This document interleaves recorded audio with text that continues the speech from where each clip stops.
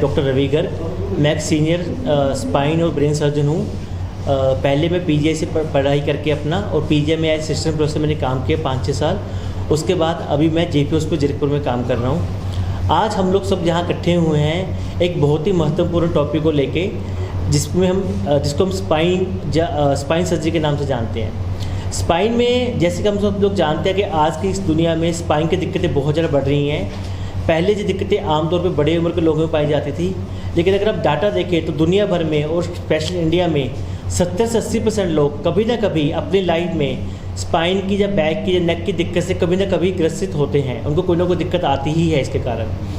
और mostly patient जो spine के रहते हैं उनमें एक बहुत बड़ा भ्रम होता है स्पाइन सर्जरी को लेकर। स्पेशली जैसे किसी पेशेंट को स्पाइन सर्जरी के बारे में बताया जाता है, उनको ये लगता है कि नहीं, जैसे बहुत ज़्यादा डर जाते हैं वो। उनको लगता है कि नहीं, स्पाइन सर्जरी का मतलब है कि हम सारी उम्र बेड पर लेटे रहेंगे, हमारे हाथ पैर काम करना बंद कर जाएंगे और हमें सारी उम्र दूसरों पर मोहताज होकर रहना पड़ेगा। जबकि जो फैक्ट्स हैं, अगर आप एक्सपर्ट्स की बात सुने, एक्सपर्ट की बात माने, जब जो पेशेंट ऑपरेट किए हुए हैं उनको देखा जाए, जैसे कि मेरे साथ 2 मरीज आज आए हुए हैं, बाकी पेशेंट नहीं आ पाए क्योंकि उन्हें दूर से आना था, तो आप देखोगे कि रिजल्ट इसके बहुत बेटर हैं और स्थिति इसके बिल्कुल विपरीत है। मैं ये नहीं कह रहा कि स्पाइन सर्जरी हर पेशेंट में करनी चाहिए। हालांकि ये बात बिल्कुल सच है कि स्पाइन के जितने मरीज़ हमारे पास आते हैं उनमें से जिन पेशेंट को सर्जरी की ज़रूरत होती है उनकी परसेंटेज बहुत कम है। हार्डली 2 से 4% लोग ऐसे होते हैं जिनको सर्जरी की ज़रूरत पड़ती है out of all spine patient. लेकिन जो पेशेंट बिल्कुल सर्जरी की ज़रूरत है, जिनमें इंडिकेशन बनती है, जो कि पेशेंट देख के हमें समझ आता है उसके एमआरआई में क्या आ रहा है, ट्यूमर है, ट्रॉमा है, डिस्क है, स्पॉन्डिलोलिसिस है, जो भी दिक्कतें एमआरआई में समझ आ रही है और हमें जो लगता है कि नहीं, इसको करने से मरीज़ को मोर देन 90-95% और ऑलमोस्ट 100% निजात होने के चांस हैं, तो वो हमें सर्जरी के लिए ज़रूर जाना चाहिए, इससे भ्रमित नहीं रहना चाहिए। और एक वो भ्रम इसका ये भी रहता है कि स्पाइन सर्जरी ओल्ड एज में नहीं हो सकती। हालांकि स्पाइन की ज़्यादा दिक्कतें बढ़ती उम्र के साथ ही आती है और सर्जरी की जरूरत ज़्यादातर बढ़ती उम्र के साथ ही पड़ती है।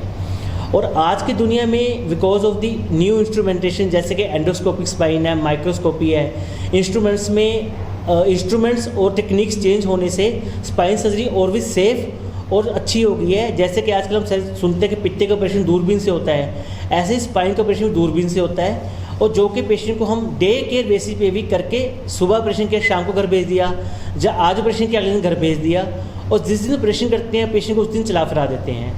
और इसके साथ ही ज़्यादा वक्त ना लेते हुए मैं ये बताऊंगा कि मेरे साथ 2 मरीज आए हुए हैं। मिस्टर अजय सिंह हैं, ये अपने बारे में कुछ बताएंगे। ये मेरे पास आए थे जब, तो इनकी उम्र तकरीबन 56 ईयर है, अम्बाला से हैं। ये मेरे पास जब आए थे तो इनके चारों हाथ पैर काम नहीं कर रहे थे, उनकी गर्दन में नस दबी हुई थी। बाकी ये खुद आपको बताएंगे। हाँ जी। मेरा नाम अजय सिंह, उम्र मेरी 56 ईयर्स है।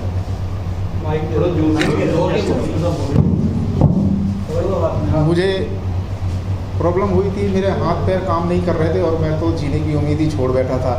तो हमारी बेटी ने डॉक्टर साहब से बातचीत की, तो इन्होंने फिर बुलाया हमको, हमारा ऑपरेशन किया और हम तो 15 दिन के बाद ही हमारे हाथ पैर चलने काम करने लगे थे। और अभी तो इस कंडीशन में अभी तो 4 महीने हो गए हैं, मैं पूरी तरीके से अपना सब काम कर लेता हूँ, यहाँ तक कि साइकिल भी चला लेता हूँ, अपने सब काम, नहाना धोना, अपने पैरों पे चल फिर रहा हूँ, पूरा काम अपने आप ही कर रहा हूँ।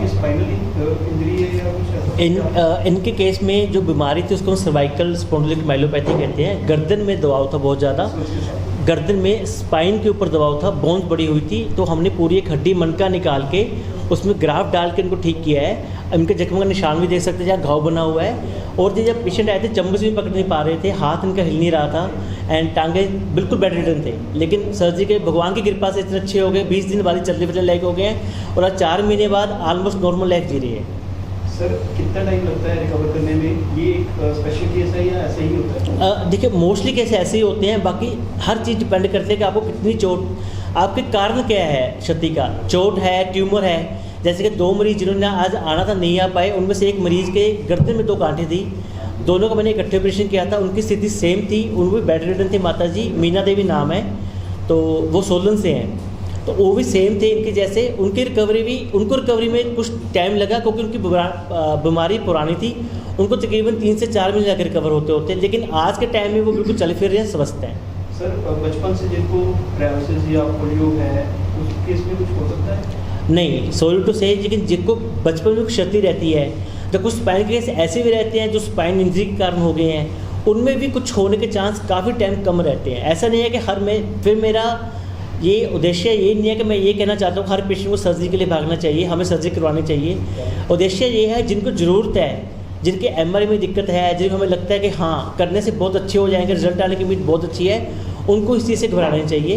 जैसे कि मेरी बाएं तरफ बैठी हुई हैं मिसेस किरण गर्ग हैं, रजनी गर्ग सॉरी, इनको भी ऐसे ही दिक्कत थी पैर में, तो ये बताएंगे।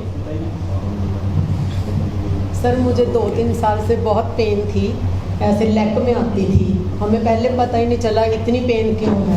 फिर एमआरआई में आया L5L में उसमें, और फिर हमें डॉक्टर साहब को बताया, हम इनके पास गए और डॉक्टर साहब ने बोला कि सर्जरी करवानी ही पड़ेगी आपको। और फिर मैं बिल्कुल ठीक हो गई। कितना समय लगा? मैं 15-20 दिन में ठीक हो गया। सर जो आप फ्यूचर्स लगाते हैं आफ्टर सर्जरी टेस्टिंग के बाद या एक्टिंग करते हैं जैसे आप, हाँ जी हाँ जी, उसके बाद कितने टाइम लगता है रिकवर होने में? फ्यूचर हम मोस्टली 10वें दिन निकाल देते हैं सब। जैसे इनके निशान जहाँ पे है इनके बना हुआ है, तो 10वें दिन फ्यूचर ये निशान है यहाँ क्रैक के निशान रहेंगे या पे। ये तो निशान थोड़ा बहुत निशान तो रहेगा, मस्कुलिन फ्यूचर भी करते हैं? मतलब लगाते हैं, लेकिन इसका जो कट का निशान तो रहेगा, लेकिन बहुत कम निशान है। लाइफ के सामने निशान कुछ भी नहीं है। अगर किसी को लाइफ मिल रही है तो आई डोंट थिंक सो कि कॉस्मेटिक के लिए हमें कुछ। और कौन से केसेस हैं जिसमें सर्जरी की जरूरत पड़ सकती है? स्पाइन में मैंने जैसे पहले बताया कि हर चीज़ पर डिपेंड करती है अब कारण क्या है। स्पाइन ट्यूमर आजकल बहुत कॉमन है, जो मैंने 2 मरीज और मैंने बताया जिनका नाम है, वो उनको दोनों को ट्यूमर था। एक की बिल्कुल टांगे काम नहीं कर रही थी, उनके मिड डोर्सल स्पाइन में ट्यूमर था। ऑपरेशन के बाद वो माते बिल्कुल ठीक ठाक चलने लायक होगी, अच्छी हो गई हैं। तो वो डिपेंड करता है आपका कारण क्या है, ट्यूमर है या चोट है या आपको हड्डी बड़ी हुई है, डिस्क स्लिप है, उसके ऊपर डिपेंड करता है। सर एक बड़ा कॉमन कॉज है नस दबना। हाँ, डिस्क के कारण, हाँ जी, हाँ जी। यूरिनरी बोन की तो नस दबती है, काफ़ी दर्दों के साथ दब जाती है, हिप दर्द रहती है या बैक पेन रहना, तो उसके लिए मतलब कोई मेडिसिन होती है या उसके लिए सर्जरी ही रिकमेंडेड है? नहीं, जैसे कि मैंने पहले बताया कि more than 90% patient of spine उनको सर्जरी की जरूरत नहीं पड़ती है। जिनमें जैसे हम सुनते हैं कि बढ़ती उम्र के साथ स्पॉन्डिलोसिस हो गया, हड्डियाँ घिस गई हैं, जब छोटी मोटी डिस्क आ गई है, बाहर गोबर डिस्क नहीं है, जब थोड़ा बहुत दबाव है, ऐसे 90% केसेस को सर्जरी की जरूरत नहीं पड़ती है। वो सारे मेडिसिन से रिकवर हो जाते हैं, लाइफस्टाइल चेंज करने से रिकवर हो जाते हैं। सर बहुत सारे वीडियोस यूट्यूब पर पड़े हैं जिसमें दबी नस का इलाज पानी पीने से कुछ बताते हैं, कुछ में ये खा लो, ये पी लो, उससे होगा। तो मेडिसिन पूछना चाहते हैं, इसका खर्चा भी पूछना चाहते हैं। कुछ मेरे फ्रेंड्स पूछ रहे थे कि कैसे स्पाइन को हम प्रोटेक्ट कर सकते हैं। खर्चा तीन क्वेश्चन है, तीन खर्चा 2-3 चीज़ें हैं जो आप स्पाइन, पहली बात तो प्रोटेक्शन के ऊपर बात करेंगे।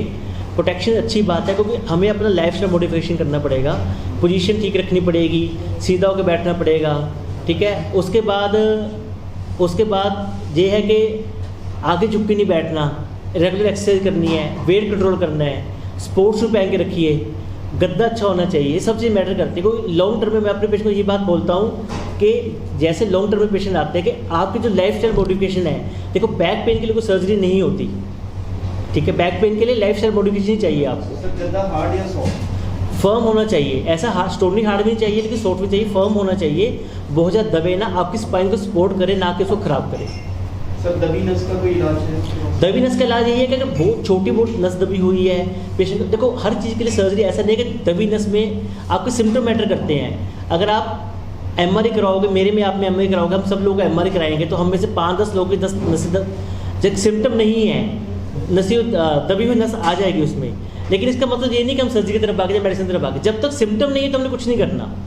तो इलाज हमने, फिर कह रहा हूँ, हमने एमआरआई का, सीटी का, स्कैन का इलाज नहीं करना, हमने पेशेंट का इलाज करना है, उसका दर्द का इलाज करना है। सर स्पाइन से फेस का कुछ है, फेस दर्द रहना स्पाइन की वजह से? नहीं, स्पाइन में फेस दर्द का बहुत कम काज होता है। Most common cause of spine, जो फेस आप दर्द कह रहे हो, उसको ट्राइजेमिनल न्यूरल्जिया कहते हैं। वो सिर में नस दबती है, करंट जैसा पेन महसूस होता है। सर खर्चा पूछ रहे थे कि कोई खर्चा, हाँ जी पूछिए। सर्जरी का खर्चा भी उनका आया होगा? हाँ जी, वो बता दीजिए कितना तो आया? खर्चा- हमारे व्यूअर्स देख रहे हैं, हाँ उनमें से आधे पेशेंट आपके पास आने वाले हैं। मैं खर्चा बता रहा हूँ, जो हमारा हॉस्पिटल है जहाँ पे मैं काम करता हूँ, हमारा खर्चा बाकी कॉर्पोरेट के मुकाबले में आधा खर्चा होगा तकरीबन। और खर्चा डिपेंड करता है पेशेंट की तकलीफ पे, और हमने उनमें जैसे कि इनमें हमने प्लेट्स लगाई हुई है, ग्राफ्ट लगाया हुआ है, हमने कोई एक्सटर्नल प्रोसेस लगाना, वो भी बहुत तरह का आता है, इंडियन आता है, अमेरिकन आता है, वो पेशेंट की चॉइस है सब। ये पेशेंट बैठने से इनका कितना खर्चा आ गया? इनका खर्चा तकरीबन 350-60 हज़ार रुपया खर्चा आया होगा, इन हाउस का सर सारा मिला के सर्जरी का 60,000 रुपया, कितने दिन के लिए इन स्टे रहना पड़ता है? 2-3 दिन का दो इनका। तीन दिन स्टे रहना 2 दिन का। करते हैं। वो मैं बता रहा हूँ, वो हमारे जो स्टे है, जो खर्चा है, वो पेशेंट की कंडीशन पर डिपेंड करता है, वो हमारे ऊपर डिपेंड नहीं करता। सर कितने पेशेंट आपने ठीक कर दिए? कितने पेशेंट? मैंने टोटल आज तक मैं पहले पीजी में रहा हूँ, जैसे 8-10 साल बाहर रहा हूँ, टोटल 2000 से ऊपर ऑपरेशन किए होंगे।